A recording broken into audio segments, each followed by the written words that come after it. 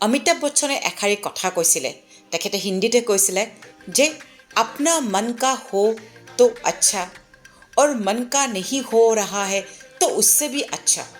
ইয়াৰ মানেটো হৈছে কি, আমি কেতিয়াবা মনে বিচৰা বস্তুবোৰ সময়মতে নহয় আৰু গৈ পিছত কিবা বেলেগ হয় যিটো আমি ভাবাতকৈও বহুত বেছি ভাল হয়।